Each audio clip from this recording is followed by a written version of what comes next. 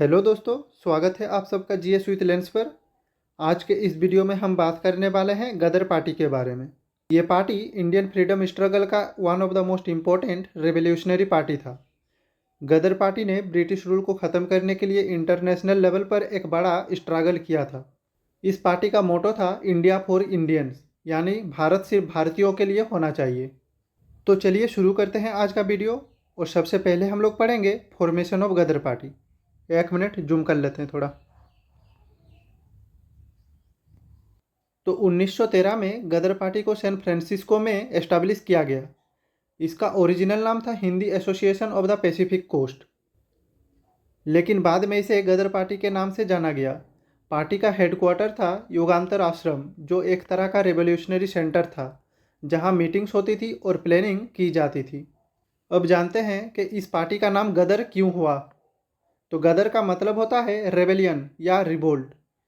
इस नाम से ही उनका मकसद क्लियर हो जाता है, ब्रिटिश रूल के खिलाफ आर्म्ड रिवोल्ट करना या फिर ब्रिटिश रूल के खिलाफ हथियार उठाना। अब बात करते हैं की लीडर्स ऑफ दिस पार्टी।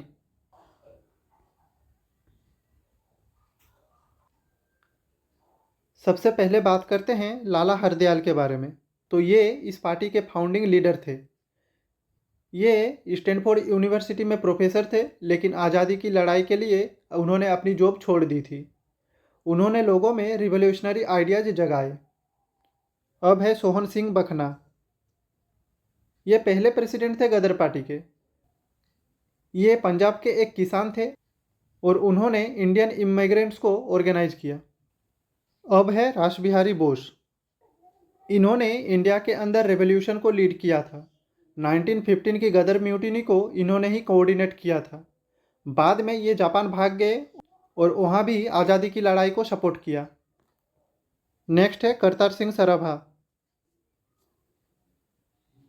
तो ये सिर्फ 19 साल की उम्र में एक बड़े रिवोल्यूशनरी बन गए थे और इन्होंने गदर न्यूज़पेपर के लिए काम किया और लोगों में जज्बा जगाया।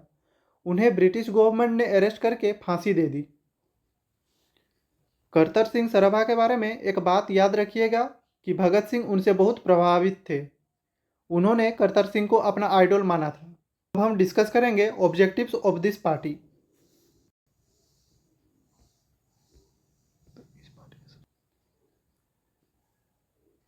तो इस पार्टी का सबसे बड़ा गोल था ब्रिटिश रूल को फोर्सफुली हटाना। ये सिर्फ पीसफुली प्रोटेस्ट में विश्वास नहीं करते थे। उनका मानना था कि आज़ादी के लिए हथियार उठाना जरूरी है। ये इंडिया को एक फ्री, सेक्युलर और डेमोक्रेटिक रिपब्लिक बनाना चाहते थे। इन्होंने रिलीजियस यूनिटी को भी प्रमोट किया था। हिंदू, मुस्लिम, सिख सब एक साथ मिलकर इस पार्टी में लड़ते थे। ये पार्टी सिर्फ इंडिया तक सीमित नहीं था। ये एक इंटरनेशनल पार्टी था जिसमें Indians from USA, Canada, Europe और एशिया इन्वॉल्व थे। अब हम एक्सप्लोर करेंगे एक्टिविटीज ऑफ दिस पार्टी।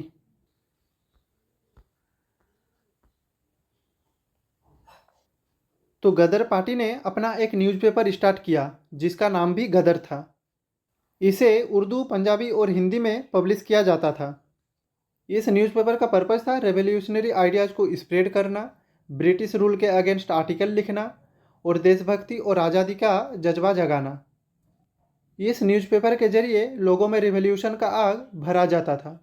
तो गदर पार्टी ने यूएसए, कनाडा, हांगकांग, मलेशिया और ईस्ट एशिया में रहते इंडियंस को यूनाइट किया। उन्होंने इंडियन इमिग्रेंट्स को इंस्पायर किया कि वो ब्रिटिश के खिलाफ फाइट करे। अब बात करते हैं support base of this party.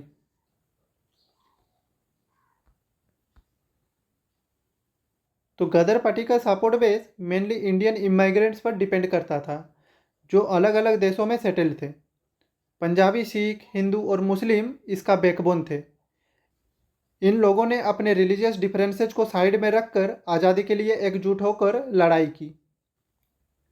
इनका strong presence USA, Canada, Hong Kong और साउथ ईस्ट एशिया जैसे रीजन्स में था। ये लोग मोस्टली स्टूडेंट, फार्मर और वर्कर्स थे जो ब्रिटिश रूल के अगेंस्ट रिवोल्ट करने के लिए रेडी थे। इनका मोटो था देश छोड़ा है पर देशभक्ति नहीं। अब बात करते हैं challenges and decline of this party.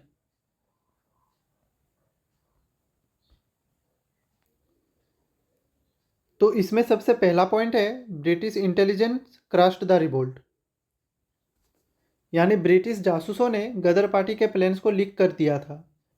इसी वजह से उन्होंने जो 1950 में रिवोल्ट किया था वो फेल हो गया। अब है मैनी लीडर्स अरेस्टेड और एग्जीक्यूटेड। तो बहुत सारे लीडर्स को अरेस्ट किया गया। करतर सिंह सराभा, विष्णु गणेश पिंगल और दूसरे रेवोल्यूशनरीज को फांसी दी गई। नेक्स्ट है lack of coordination and resources. तो कोऑर्डिनेशन और रिसोर्सेज की कमी की वजह से भी मूवमेंट कमज़ोर पड़ गया। फिर भी हमारे देश में गदर पार्टी का स्पिरिट कभी ख़त्म नहीं हुआ। उनका इन्फ्लुएंस भगत सिंह जैसे रिवोल्यूशनरीज पर दिखा। तो ये था एक छोटा सा ओवरव्यू गदर पार्टी का। इस पार्टी ने दिखाया था कि इंडियंस वर्ल्ड के किसी भी कोने में हो वो आज़ादी के लिए लड़ सकते हैं।